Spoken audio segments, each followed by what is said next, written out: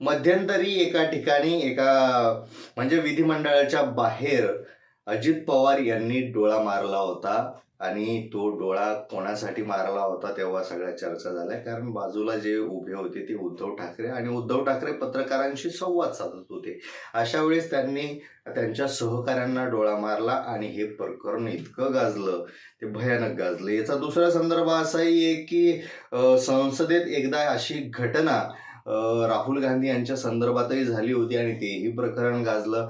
विरोधकांनी म्हणजे विशेष म्हणजे भारतीय जनता पक्षाने ते प्रकरण इतकं उचलून घेतलं, त्याची इतकी खिल्ली उडवली की कुठेतरी त्यांच्याबद्दल नकारात्मक अजेंडा तयार व्हायला लागला, नकारात्मक भावना तयार झाली. पण अशामध्येच एक व्हिडिओ व्हायरल होतो आणि त्या व्हिडिओमध्ये सरळ सरळ दिसतंय की देवेंद्र फडणवीस नीलम गोऱ्हे यांना डोळा मारताय.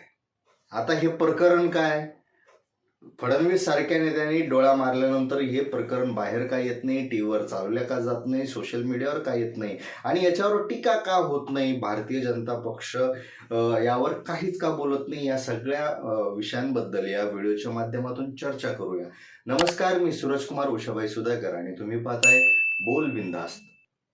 आता जेव्हा हे सगळं प्रकरण झालं होतं तेव्हा म्हणजे राहुल गांधींचं म्हणा किंवा अजित पवारांचं म्हणा, तेव्हा साहजिकच ते विरोधातले म्हणून टीका करण्यात आली. आता अजित पवार आणि देवेंद्र फडणवीस यांचे काय संबंध आहेत, कसे संबंध आहेत, सगळा महाराष्ट्र जाणतो.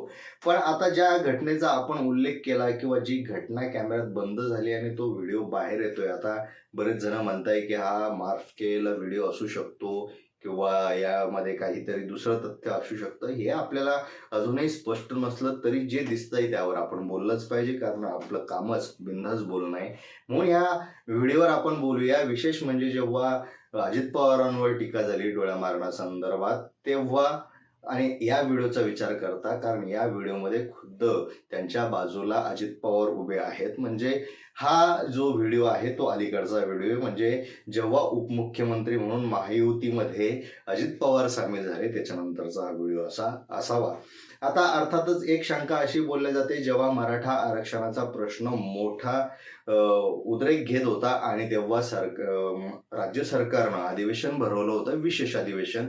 त्या अधिवेशनामध्ये नेमका हा प्रश्न कसा निकाली लावायचा या संदर्भात चर्चा होत होती आणि या संदर्भातच एका खोलीमध्ये विधानसभा अध्यक्ष नार्वेकर, नीलम गोऱ्हे, त्यानंतर फडणवीस, पवार हे सगळे आपल्याला व्हिडिओमध्ये दिसतात आणि काहीतरी शब्द ऐकू येतात.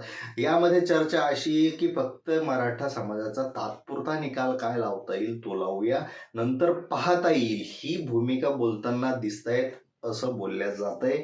आता यात किती तथ्य आहे हे माहिती नाही, पण कुठेतरी म्हणजे आता काहीतरी वाजलंय तर काहीतरी ऐकलं गेलं असावंच. म्हणजे या बोलण्यात कुठे ना कुठे काहीतरी तथ्य असण्याची ही शक्यता आहे, कारण पुढे निवडणूक आहे. निवडणुकीच्या तोंडावर मराठा समाजाला नाराज करणं परवडणार नाही हे धोरण घेऊन त्यांनी तिथं चर्चा केली. यामध्ये एक महत्वाचा मुद्दा लक्षात घेण्यासारखा आहे की आपण कोणताही आमदार असो किंवा कोणताही सदस्य असो, हा अध्यक्षांना सूचना देऊ शकत नाही. अध्यक्षांचा वेगळा अधिकार आहे, स्वतंत्र अधिकार आहे, स्वतःचा अधिकार आहे आणि त्या स्वतंत्रच्या अधिकारावर ते आपली भूमिका स्पष्टपणे मांडत असतात. अशा वेळी जर उपमुख्यमंत्री देवेंद्र फडणवीस सारखे नेते बाजूला घेऊन एका खोलीत घेऊन जर विधान परिषदेच्या मुख्य नेत्यांना जर सूचना देत असतील तर हे कुठेतरी लोकशाहीसाठी मारक आहे असं बोललं जातं. डोळा मारणं हे प्रकरण नंतर येऊ शकतं, पण याच्या अगोदरही प्रकरण हे येतं